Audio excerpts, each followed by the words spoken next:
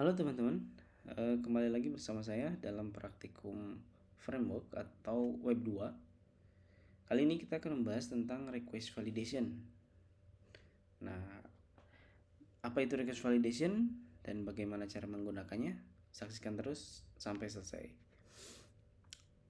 Baik, request validation adalah proses memastikan bahwa data yang dikirim ke sebuah aplikasi atau sistem dalam sebuah request telah memenuhi kriteria yang ditetapkan, seperti format, tipe data, dan nilai yang diizinkan. Cara penulisannya sendiri itu ada dua cara ya. Yang pertama bisa secara langsung di controller, yang kedua menggunakan perintah artisan. Lalu kenapa harus menggunakan request validation? Jadi ceritanya adalah kemarin kita sudah mempraktekkan proses pengiriman data menggunakan post dan get, di mana si post dan get ini mengirimkan data melalui form ya. Melalui form kemarin sudah dipraktekkan, ada nama, password, umur, jenis dan jenis kelamin. Nah, ketika diproses ini ada hal-hal yang tidak semestinya dilakukan. Misal, ketika diklik proses dan isiannya kosong, itu kan tidak boleh dikirim datanya. Atau misal passwordnya kurang gitu. Misal kurang dari 8 huruf gitu ya. Atau umurnya bukan tipe number dan seterusnya. Nah, itu hal-hal tersebut bisa dihandle atau bisa divalidasi menggunakan form validation namanya kalau di Laravel ya. Kalau biasanya kalau menggunakan pemrograman biasa itu harus menggunakan kondisional. Jika nama kosong, kemudian jika password kosong maka munculkan pesan gitu. Atau jika umur bukan number itu munculkan pesan juga. Nah, kalau di Laravel teman-teman tidak perlu pusing ya, tidak perlu menggunakan kondisional karena dari Laravel sendiri ini sudah disediakan tools ya, namanya adalah form validation. Nah, bagaimana cara menggunakannya? Kita akan coba melihat cara penggunaannya secara langsung di controller. Nah, contohnya seperti ini. Jadi kalau yang secara langsung ini kita tinggal menambahkan request, $request ya, kemudian tanda panah, validate. Nah, lalu di dalamnya ada array. Oke. Silakan teman-teman buka untuk projectnya, kemudian di PHP Artisan Serve ya, PHP Artisan Serve. Kemudian teman-teman masuk ke New Controller ke sini. Lalu di post process kita tambahkan validasi. Nah, validasi yang secara langsung ya. Silakan di enter di sini di atasnya. Di atasnya teman-teman bisa melakukan enter sebelum ada $nama dan seterusnya. Teman-teman bisa tambahkan request ya, request, kemudian tanda panah, validate, kemudian tanda kurung buka dan kurung tutup. Nah, ini artinya validate ini menandakan bahwa kita akan menggunakan fungsi validasi dari Laravel. Oke. Jangan lupa di titik koma ya. Kemudian di dalamnya kita tambahkan array. Karena formatnya format array. Nah, apa saja yang akan divalidasi? Karena di sini kan ada beberapa inputannya, misal nama, password, umur, jenis kelamin. Apa saja yang akan divalidasi? Misal kita akan melakukan atau membuat validasi untuk nama ini bersifat wajib. Kalau teman-teman perhatikan ya, ketika kita klik proses, kita akses form postnya, kemudian klik proses, maka dia akan langsung mengirim ke form post proses. Sedangkan tidak ada data yang dikirim dari sini. Jadi inputannya kosong semua. Nah, hal ini tidak boleh terjadi ketika nanti teman-teman menggunakan database. Jadi si form request si form ini harus sudah divalidasi bahwa data yang dikirim sudah benar. Nah, kalau sekarang kan ketika diklik proses, maka isinya tuh kosong semua gitu. Padahal misal namanya wajib, kemudian passwordnya tidak boleh kurang dari 8 huruf dan seterusnya. Nah, kita akan coba menambahkan di sini validasi ya. Yang pertama, kita tentukan dulu. Yang pertama itu misal akan memvalidasi nama. Nah, teman-teman harus tahu nama itu inputannya apa ya.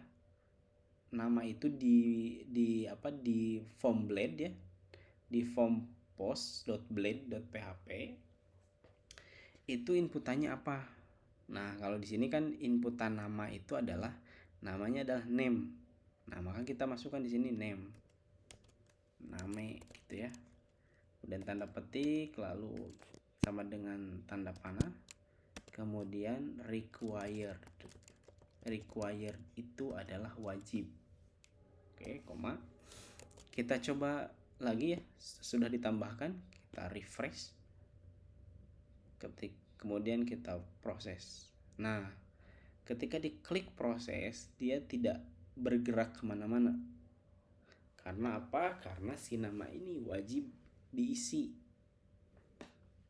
Nah, misal sekarang kita tambahkan atau kita masukkan Endra gitu ya. Nah, baru ketika sudah diisi akan muncul atau akan diproses. Kalau masih kosong seperti ini, maka form proses ini tidak akan berjalan. Kenapa tidak berjalan? Karena kita sudah validasi nih di sini. Si namanya divalidasi. Name sama dengan required. Required itu wajib ya. Required itu wajib. Nah, kemudian misal kita akan menambahkan password di sini. Password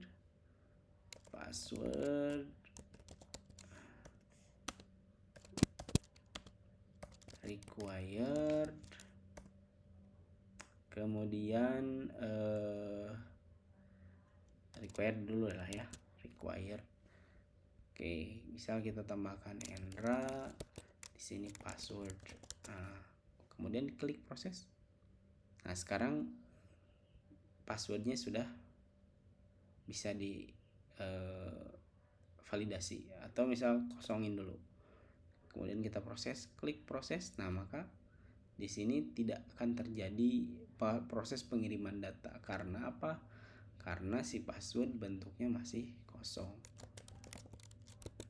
Kemudian misal kita contoh lagi password ya. Klik proses. Nah, sudah bisa dikirim ya. Kemudian misal selain required, password ini minimal 3 huruf atau minimal 5 huruf, min 5 ya. Jadi minimal 5 huruf misal si password ini. Oke, kita refresh kembali, kemudian Endra. Di sini passwordnya misal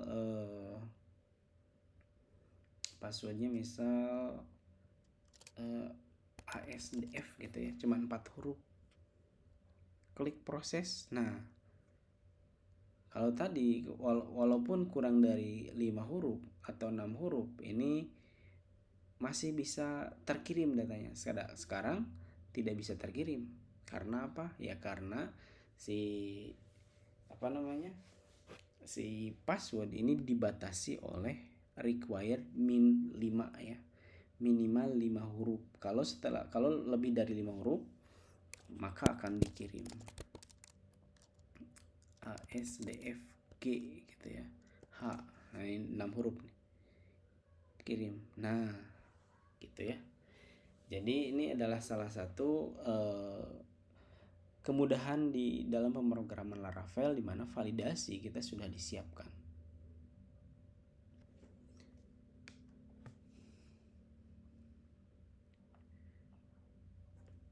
Nah, kemudian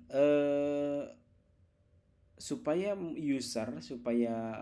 supaya pengguna nanti aware atau menyadari bahwa ada error yang ada pesan error yang perlu disempurnakan di sini di inputannya.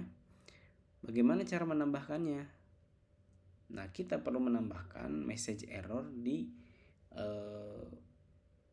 blade-nya ya, di blade ini nih, si blade form post-nya. Jadi ketika divalidasi kan sebenarnya muncul message nih ya, muncul message. Nah, teman-teman harus bisa menampilkan message-nya itu di form post di sini nih. Di form post ini teman-teman harus bisa menampilkan message errornya. Karena kalau misalnya seperti ini diklik proses tidak muncul apa-apa kan. User atau pengguna nanti tidak tahu ini kenapa tidak berjalan. Nah, supaya user itu tahu bahwa ada inputan yang tidak sesuai, maka teman-teman harus mengeluarkan message errornya. Caranya bagaimana? Caranya teman-teman buka dulu form postnya ya. Kemudian di bawah body di atas form ini kita tambahkan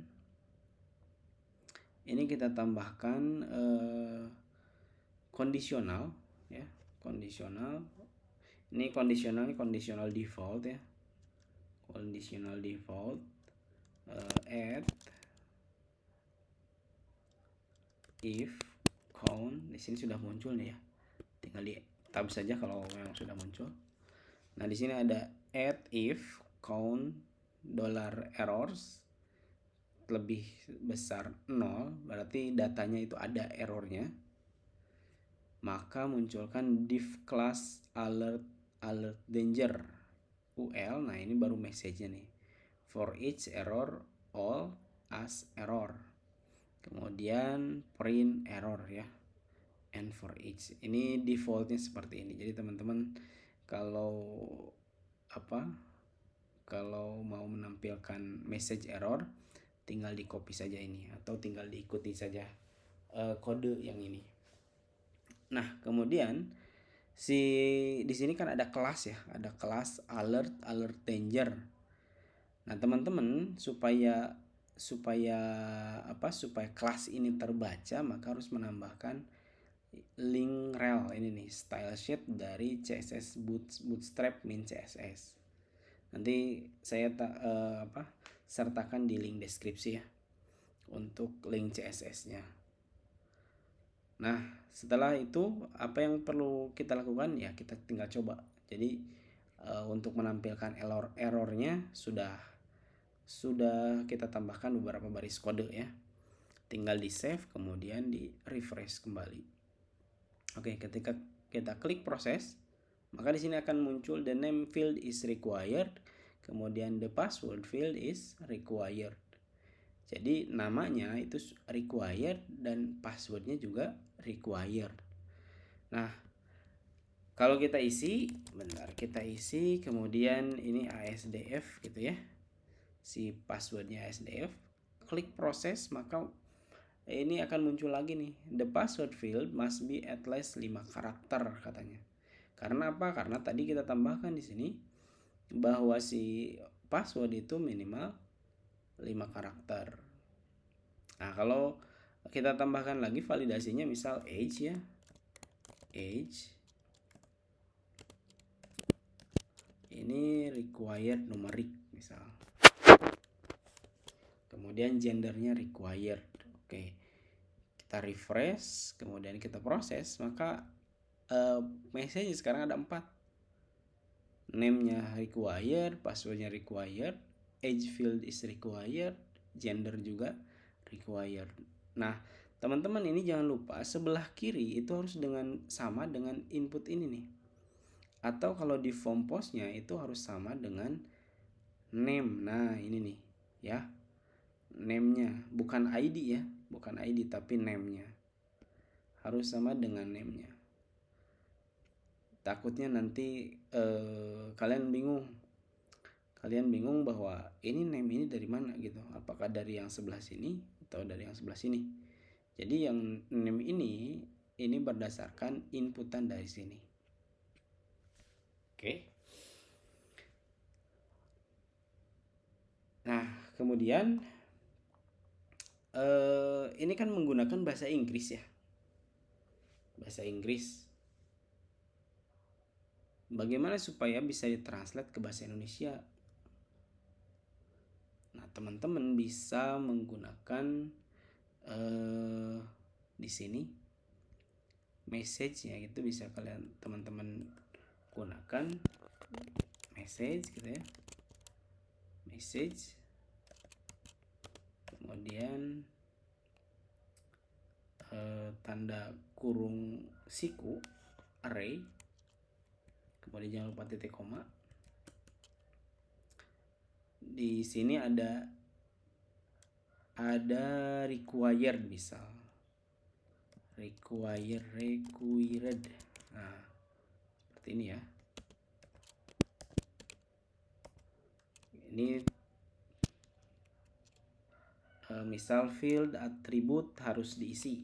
Oke. Atribut ini dari mana? Atribut ini nanti variabel dari sini nih. Jadi atribut ini nge-refer ke sini, ke inputan yang di sini, yang divalidasi di sini. Kalau required ini aturan yang sebelah kanannya. Ini aturannya apakah required atau min gitu ya. Kemudian misal jadi kita akan tambahkan required, kemudian min ya, min. Min dan numeric. Kita tambahkan message ya. Setelah kita tambahkan message, kita coba ya, kita klik proses. Ternyata ini masih bahasa Inggris nih. The name field is required sampai gendernya masih bahasa Inggris. Bentar, apa yang salah kira-kira? Sepertinya yang salah adalah posisinya. Kita pindahkan ke atas ya, sebelum validate kita tambahkan ke atas. Kemudian teman-teman tambahkan di sini koma sama dengan koma kemudian spasi message. Nah gitu. Baik, kita refresh lagi, coba kita refresh kemudian proses. Nah sekarang sudah bahasa Indonesia. Lihat di sini field name harus diisi. Nah tadi kan field titik 2 atribut ya, atribut harus diisi. Atribut ini balik lagi tadi, atribut ini nge-refer ke nama, password, age dan gender yang divalidasi ya. Gitu. Jadi titik 2 atribut ini nge-refer ke sini. Jadi kalau teman-teman mau menambahkan atribut yang lain boleh ya, tapi formatnya adalah titik 2 atribut atau kalau di sini ada min field atribut minimal titik 2 min karakter. Nah itu bisa teman-teman variasikan ya atau kustomisasikan. Nah begitu cara menambahkan validasi yang secara manual. Dan validasi yang sering dipakai di proses validasi form itu ada beberapa ya. Kalau lihat di sini validasi yang sering dipakai itu pertama adalah required, kemudian min 10, membuat minimal karakter yang diinput ya, kemudian max untuk membuat maksimal karakter yang boleh diinput, kemudian alpha hanya boleh menginput huruf, kemudian numerik hanya boleh menginput angka. Jadi ini kebalikannya ya, kalau alpha itu huruf, kalau numerik itu angka. Kemudian juga ada alpha 6 ya, alpha 6 hanya boleh menginput angka dan huruf dan lainnya tidak boleh. Lainnya itu apa? Lainnya itu misal underscore, spasi, tanda plus, dan spesial karakter yang lainnya itu tidak diperbolehkan. Kemudian ada BAIL, berhenti menjalankan validasi selanjutnya jika validasi sebelumnya gagal atau error. Kemudian ada email, hanya boleh menginput email. Nah, untuk inputan email sendiri sebenarnya teman-teman bisa melakukan, misal di sini ada email ya. Email itu biasanya email biasanya inputannya seperti ini.